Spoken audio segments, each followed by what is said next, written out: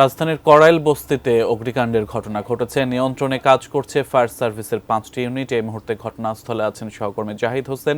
আমরা সবশেষ পরিস্থিতি তার কাছ থেকে জানবো। জাহিদ, সবশেষ পরিস্থিতি আমরা বলছি আগুন বর্তমানে নিয়ন্ত্রণে এসেছে, কিভাবে অগ্নিকাণ্ডের ঘটনা ঘটলো সেটা আমরা জানতে চাই এবং আপনার কাছ থেকে আমরা জেনেছি 5টি ইউনিট ঘটনাস্থলে গেছে এবং আগুন নিয়ন্ত্রণে কাজ করছে এবং আরও 4টি ইউনিট পথে রয়েছে। সব মিলে বিস্তারিত আপনি আমাদের জানাবেন। 4টার দিকে যে আগুনের ঘটনা আমরা শুনতে পেয়েছিলাম, সেটি ফায়ার সার্ভিসের পক্ষ থেকে এখন একটা ব্রিফ করা হচ্ছে। আমরা সেটা শুনতে চাই কি কারণে মূলত এই আগুনের সূত্রপাত আমরা একটু জানতে চাচ্ছি। ফায়ার সার্ভিসের ঊর্ধ্বতন কর্মকর্তা আছেন সালেউদ্দিন, তিনি মূলত এই আগুনের সূত্রপাত নিয়ে কিছু বলবেন। আমরা আজকে বিকেল 4:15 আমরা আগুনের সংবাদ পাই। সংবাদ পাওয়ার সাথে সাথে আমাদের এই কড়াইল বস্তির দুই দিকে দুইটা ফায়ার স্টেশন আছে, আপনারা জানেন। একটা হলো বাড়িধারা আর একটা হলো তেজগাঁও। সাথে সাথে দুইটা স্টেশনের পাঁচটা ইউনিট রওনা করে আগুন নির্বাপনের উদ্দেশ্যে।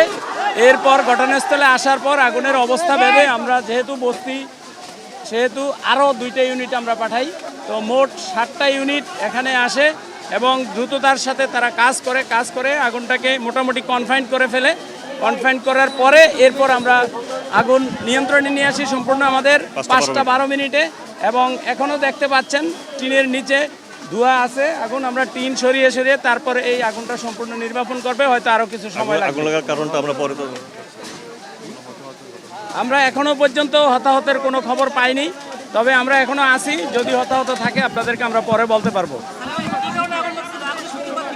আগুনের সূত্রপাত আপনারা জানেন যে এখানে বিভিন্ন সমস্যা আছে এই বস্তি এলাকায়। বৈদ্যুতিক কেবলের সমস্যা থাকতে পারে, রান্না থেকে হইতে পারে, বাট এখনও আমরা আগুন নিভাচ্ছি। আগুন নির্বাপনের পর আমরা আগুনের কারণ এবং ক্ষয়ক্ষতিটা হয়তো বলতে পারবো আপনাদের। ঘর এখনও আমরা পাইনি। আপনারা জানেন এখানে আপনাদের সামনেই আছে যে একটা রুমের উপর আরেকটা রুম, টিনের 2তলা 3তলা ঘর। তো ঘর কয়টা সেটাও আমরা এখন বলতে পারবো না। আগে আগুনটা নির্বাপন করি, এরপর আপনাদেরকে আমরা তথ্য দিতে পারবো। আগুন সম্পূর্ণ নিয়ন্ত্রণে, বাট আগুন বাড়ার কোনো সম্ভাবনা নাই। তবে টিনের নিচে কিছু কিছু আগুন আছে, যেটা আগুন সরিয়ে আমরা সম্পূর্ণ নির্বাপন করব।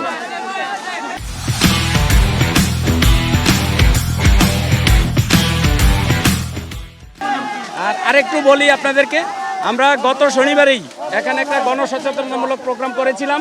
এই বস্তির লোকজন আমাদের সাথে ছিল। আমরা পুরা বস্তিটাকেই কিন্তু আমরা সেদিন পুরো টপোগ্রাফি করেছি বস্তির লোকজনের সহায়তায়। এবং কোথায় পানির উৎস আছে, আজকে কিন্তু সেই পানির উৎসতেই কিন্তু আমরা পাম্প লাগিয়েছি। আপনারা দেখেছেন যে এরশাদ স্কুল যেটা বলা হয়, ওই মাঠে কিন্তু এখন আমাদের গাড়ি আছে। আমরা যেভাবে রেখে করেছিলাম ঠিক সেভাবে কাজটা করেছি এবং সে কারণেই ক্ষয়ক্ষতির পরিমাণ কম হয়েছে। আমার নাম মোহাম্মদ সালেউদ্দিন, উপপরিচালক ফায়ার সার্ভিস সিভিল ঢাকা বিভাগ, ঢাকা।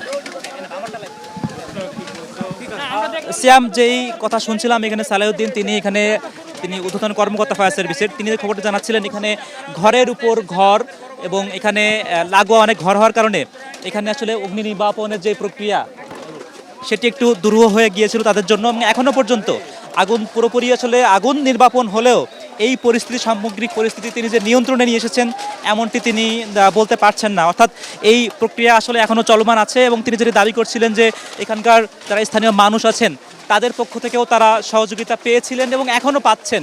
দেখছেন যে এখনও কিছু কিছু জায়গায় এখনও ধোঁয়া উঠছে।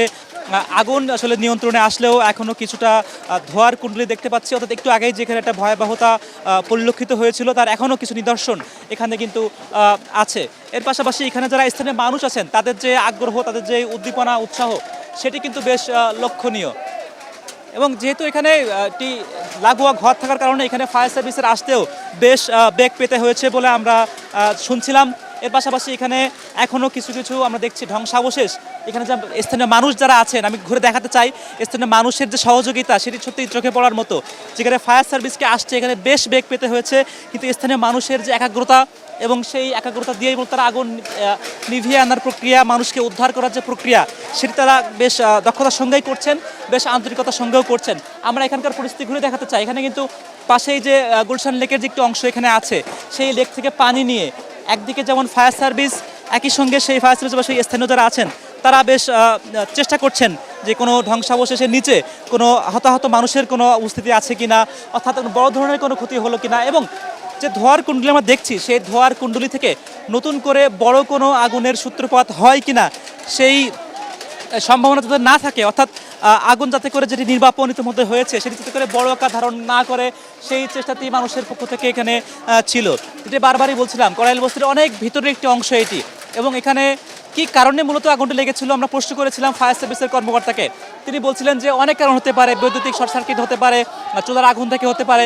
এখনও যেহেতু তারা এই প্রক্রিয়াটি এখনো চলমান আছে উদ্ধারের, তারা এটি গবেষণা করবেন, তারা খোঁজ খবর নিয়েই বলতে পারবেন কি কারণে মূলত আগুনটি লেগেছিল। এখানকার স্থানীয় মানুষজনকে আমি একটু ঘুরে দেখাতে চাইতে, যে আগ্রহ, উৎসাহ, উদ্দীপনা এই মানুষের পাশে দাঁড়ানোর, সেটি আমি আরও একটু বার এখানে ঘুরে দেখাতে চাই। এখানে শত শত মানুষ এখানে কাজ করছেন, তাদের ভিতরে যে উচ্ছ্বাস, এবং যেটি বলছিলাম আগুন এখন পুরোপুরি নিভে গেছে বলে দাবি করা হচ্ছিল।